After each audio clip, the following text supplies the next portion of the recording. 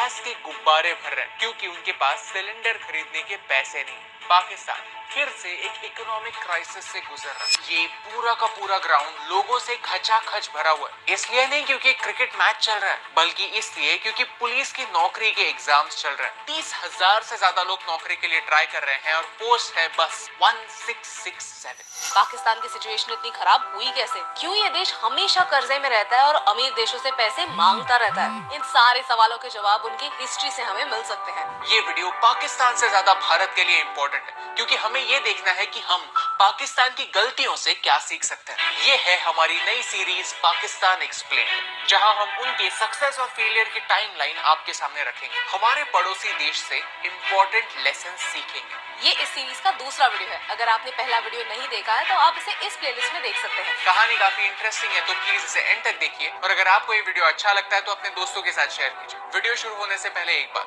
आप में से सिर्फ 30% लोगों ने चैनल को सब्सक्राइब किया। अगर आपको हमारा काम अच्छा लगता है तो प्लीज वो सब्सक्राइब बटन प्रेस कीजिए। ये आपके लिए तो फ्री है लेकिन इससे हमारी बहुत मदद होगी। Mistake number 1, military over society. Bharat के मिलिट्री और पाकिस्तान के मिलिट्री में एक बहुत बड़ा डिफरेंस है और वो ये कि भारत की मिलिट्री लोगों के लिए काम करती है और पाकिस्तान की मिलिट्री अपने लिए काम करती है। The military has officially ruled Pakistan for nearly half of the country's existence. The military runs 50 commercial entities.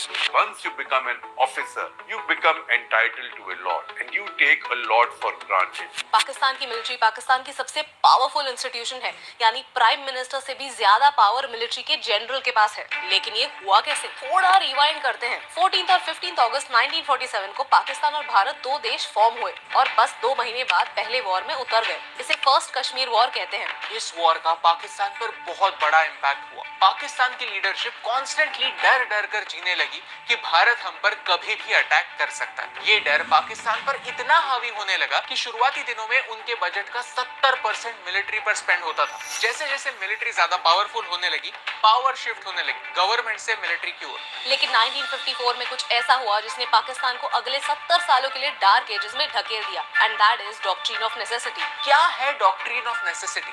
ये एक एंशिएंट रोमन लॉ है जो एडमिनिस्ट्रेशन को स्पेशल पावर्स देती है कुछ एक्स्ट्रा स्टेप्स लेने के लिए जो शायद एग्जिस्टिंग लॉज या कॉन्स्टिट्यूशन के अगेंस्ट हो। ये ऐसे स्टेप्स होते हैं जो शायद कॉन्स्टिट्यूशन के अगेंस्ट हो सकते हैं लेकिन उस समय लॉ एंड ऑर्डर को कंट्रोल करने के लिए नेसेसरी होता है। ये डॉक्ट्रिन एक इमरजेंसी की तरह जो सिर्फ एक्सेप्शनल सर्कमस्टांसेस में यूज होना चाहिए और एक बार लॉ एंड ऑर्डर एस्टैब्लिश हुई फिर पावर वापस इलेक्टेड गवर्नमेंट के पास शिफ्ट होनी चाहिए। पाकिस्तान के तब के गवर्नर जनरल ने असेंबली यानी पार्लियामेंट को डिसॉल्व कर दिया। उन्होंने ये कहा कि पार्लियामेंट पाकिस्तानी लोगों को एक्यूरेटली रिप्रेजेंट नहीं करती। कुछ ही दिनों पहले गवर्नर जनरल ने पीएम को भी अपने पोस्ट से हटा दिया था। हाई कोर्ट ने कहा कि गवर्नर जनरल ऐसे ही पार्लियामेंट को डिसॉल्व नहीं कर सकता, लेकिन सुप्रीम कोर्ट ने गवर्नर जनरल का साथ दिया। उन्होंने इस एक्ट को डॉक्ट्रिन ऑफ नेसेसिटी के अंडर लीगल माना। इस डॉक्ट्रिन का इस्तेमाल मिलिट्री ने बार बार गवर्नमेंट को डिसमिस करने के लिए किया, अपने पॉलिटिकल अपोनेंट्स को हराने के लिए किया और अपना कंट्रोल जमाए रखने के लिए किया। एज अ रिजल्ट पाकिस्तान ने 32 साल मिलिट्री रूल में बिताए। एक के बाद एक अलग अलग जनरल्स ने प्राइम मिनिस्टर्स को ही अपनी पोस्ट से हटा दिया और पावर अपने हाथ ले ली। और लोगों का भी जनरल परसेप्शन ऐसा ही बन गया था कि पॉलिटिशियन से तो मिलिट्री ज्यादा ऑर्गेनाइज्ड है क्योंकि पॉलिटिशियंस एक दूसरे को नीचा दिखाने में, सरकार गिराने में व्यस्त है। एक देश को आगे ले जाने का काम, सही पॉलिसीज पर फोकस करने का काम मानो किसी ने किया ही। 2009 में कोर्ट्स ने जाकर इस डॉक्ट्रिन को रोक दिया, लेकिन तब तक बहुत देर हो चुकी थी। Political instability had become a way of life in Pakistan. Mistake number 2, one unit politics. अच्छा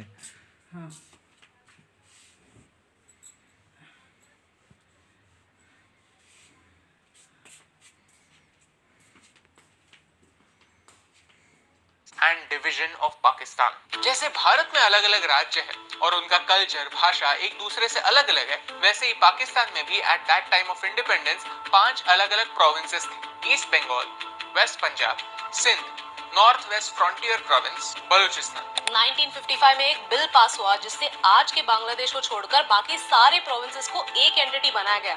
आइडिया ये थी कि पावर एक हाथ में कंसंट्रेट हो जाए, जिससे एडमिनिस्ट्रेशन कॉस्ट कम हो, डिसीजंस फास्ट लिए जा सके और पूरे पाकिस्तान की डेवलपमेंट हो। लेकिन हुआ कुछ और ही, लोग फ्रस्ट्रेट होने लगे क्योंकि उनकी इंडिविजुअल आइडेंटिटी कहीं खो गई। डेवलपमेंट हुआ लेकिन चुनिंदा जगहों पर, रिमोट एरियाज कंप्लीटली इग्नोर हो गए। ये सारा डिस्कंटेंट पंजाब प्रोविंस को छोड़ के बाकी सारे प्रोविंसेस में होने लगा and we'll examine it one by one. Pakistan की राजधानी पहले कराची हुआ करती थी जो सिंध प्रोविंस में थी, लेकिन 1960s में एक नया कैपिटल इस्लामाबाद बनाया गया। सिंध के लोगों ने इस कैपिटल चेंज को काफी प्रोटेस्ट किया। उन्होंने 1 यूनिट स्कीम के अगेंस्ट भी बहुत सारे प्रोटेस्ट किए, but all these protest were quashed. Sindhi language को भी दबाया गया क्योंकि सारा डेवलपमेंट एक ही एरिया में कॉन्सेंट्रेटेड था। पश्तूनी ट्राइब्स और बलूचिस्तान एरिया के लोग मानो पराये हो गए, एलिनेट हो गए। अगर आप बलोची इंसर्जेंसी और वहाँ के रिबेलियंस की हिस्ट्री पढ़ते हो तो सारे रिबेलियंस 1 यूनिट स्कीम के बाद ही शुरू हुए। इसका सबसे बड़ा इम्पैक्ट ईस्ट पाकिस्तान यानी आज के बांग्लादेश पर हुआ। अगर आप पाकिस्तान की हिस्ट्री को गौर से स्टडी करते हो तो एक ट्रेंड साफ दिखता है। बांग्लादेश और पाकिस्तान के बीच जियोग्राफिकल और कल्चरल दोनों टाइप की दूरी थी। वेस्ट पाकिस्तान उर्दू बोलता था और ईस्ट पाकिस्तान बंगाली। फिर भी 1952 में पाकिस्तान की नेशनल लैंग्वेज बनी उर्दू। पाकिस्तान का मेजर रेवेन्यू ईस्ट पाकिस्तान से आता था। 1958 तक पाकिस्तान के टोटल एक्सपोर्ट्स का आधा ईस्ट पाकिस्तान देता था। That's 50%. On the other hand, west Pakistan ज्यादा इंपोर्ट करता था, पैसे ज्यादा स्पेंड करता था। फॉरेन एड जो भी आता था वो ईस्ट में सिर्फ 23% जाता था और बाकी का सारा वेस्ट में रहता था। एज अ रिजल्ट पाकिस्तान में 20 ऐसी फैमिलीज हो गई थी जो सारे नेशन का वेल्थ कंट्रोल करती थी और ये सारी फैमिलीज वेस्ट पाकिस्तान में ही थी। ईस्ट पाकिस्तान में ऐसा कोई एंटरप्रेन्योर था ही नहीं। On top of that 1970s में ईस्ट पाकिस्तान में एक साइक्लोन आया जिसमें 5 लाख लोगों की जाने गई और रिलीफ मटेरियल लोगों तक पहुंचने में बहुत समय गया। ईस्ट पाकिस्तान के लोगों को सेकेंड क्लास सिटीजन्स की तरह ट्रीट किया जा रहा था। ऐसे कई और रीजंस हैं जिनकी वजह से एक सिविल वॉर स्टार्ट हुई और एज अ रिजल्ट बांग्लादेश पैदा हुआ। मिस्टेक नंबर 3, एक्सट्रीमिज्म का सहारा। पाकिस्तान के इस लीडर ने सिर्फ पाकिस्तान का ही नहीं पूरे एशिया का फ्यूचर बदल कर रख दिया। ये है जनरल जिया उल हक। उन्होंने 1977 में एक मिलिट्री कू किया और वो खुद प्रेसिडेंट बन गए। उनकी प्रेसिडेंसी में धीरे धीरे पाकिस्तान रेडिकलाइज होता गया। 1979 में यूएसएसआर ने अफगानिस्तान को इन्वेड किया और पाकिस्तान को अपना एक लॉन्ग टर्म एलाई मिल गया, अमेरिका। सीआईए ने आईएसआई के साथ एक डील की कि वो सोवियत से लड़ने के लिए एक रेबल फोर्स तैयार करेंगे। ये रेबल फोर्सेस अफगानिस्तान में जाकर अमेरिका की तरफ से लड़ेंगे ताकि अमेरिकन सोल्जर्स को अफगानिस्तान ना जाना पड़े। इस टाइप ऑफ वॉरफेयर को प्रॉक्सी वॉरफेयर कहते हैं। इसके लिए पाकिस्तान को अमेरिका से काफी funding, war material, arms and ammunition मिल रहा था और ये पाकिस्तान के थ्रू मुजाहिदीन तक पहुंच रहा था। एक रिपोर्ट कहता है कि इस टाइम पीरियड में पाकिस्तान को यूएसए से 5.3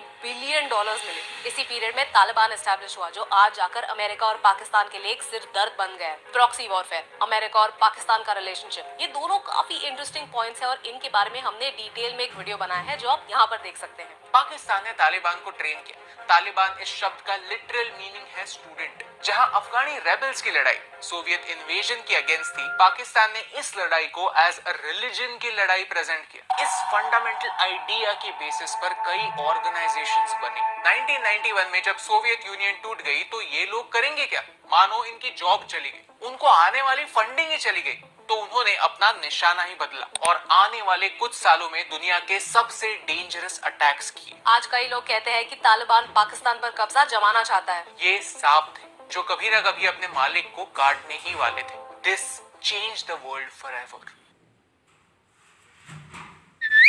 हाँ मम्मी, अरे बस लव यू। अब मुद्दे पर आता है। आज हमें पाकिस्तान से सीखना है ताकि हम फ्यूचर में ऐसी ही गलतियां ना करें। पहला लेसन ये है कि डेवलपमेंट को यूनिवर्सल होने की जरूरत है। डेवलपमेंट सिर्फ कुछ ही एरियाज में कॉन्सेंट्रेटेड नहीं हो सकती। भारत की 70% जनता आज भी रूरल एरियाज में रहती है। अगर वहाँ एम्प्लॉयमेंट अपॉर्चुनिटीज नहीं पहुँची तो 2 ही चीजें हो सकती है। एक कि शहर ओवर पॉपुलेट हो जाए और दूसरा कि गाँव में लोगों के पास इलीगल काम करने के बजाय कोई ऑप्शन ही नहीं रहेंगे। A nation is as strong as its weakest citizens. ये एक सच है। सेकेंड लेसन ये है कि पॉलिटिकल सिस्टम्स में सुधार लाने होंगे, फिर वो सेंटर हो, स्टेट हो या हो कोई ग्राम पंचायत। ये सारे सिस्टम्स देश के प्रॉब्लम्स को सॉल्व करने के लिए बने, लेकिन लगता है कि हमारी सरकार ये भूलती चली जा रही है। भारत में पावर किसी एक इंस्टीट्यूट के हाथ में कॉन्सेंट्रेटेड नहीं है। लेजिस्लेचर लॉज बनाता है, जुडिशरी लॉज को प्रोटेक्ट करता है और एग्जीक्यूटिव लॉज को इम्प्लीमेंट करता है। ये डिवीजन ऑफ पावर एक हेल्दी डेमोक्रेसी का लक्षण है। तीसरा और आखिरी लेसन आपको एक स्टोरी के थ्रू बताना इम्पोर्टेंट। भारत है सैम मैनेकशॉ जैसे लोगों की वजह से। 1971 का एक किस्सा है जब इंदिरा गांधी ने सैम मैनेकशॉ को एक काफी ब्लंट सवाल पूछा, when are you taking over? क्योंकि उस समय पाकिस्तान में यही हो रहा था। अलग अलग जनरल्स प्राइम मिनिस्टर्स को ही अपनी कुर्सी से हटा रहे थे, लेकिन सैम बहादुर जानते थे कि आर्म्ड फोर्सेस को पॉलिटिक्स में इंटरफियर नहीं करना चाहिए और उन्होंने साफ कह दिया, you mind your own business and I will mind mine. ये है हमारा मिलिट्री स्टैंडर्ड जो आज तक भारत में फॉलो होता आया है, इसीलिए भारत में आज तक एक भी मिलिट्री coup नहीं हुआ है। हमारी मिलिट्री शायद दुनिया की सबसे एडवांस मिलिट्री ना हो, लेकिन जब स्टैंडर्ड्स की बात आती है तो सच में हमारी मिलिट्री नंबर 1 है। एक फंक्शनिंग देश के 2 मेजर स्तंभ होते हैं, political stability and social stability, जो ना होने की वजह से पाकिस्तान बार बार IMF के पास जाता है और उनसे बेल आउट की मांग करता है। अगर आपको इस वीडियो से वैल्यू मिली, कुछ नया सीखने मिला, तो इसे अपने दोस्तों के साथ शेयर कीजिए, क्योंकि एक कहावत है, Only a fool learns from his own mistakes. A wise man learns from the mistakes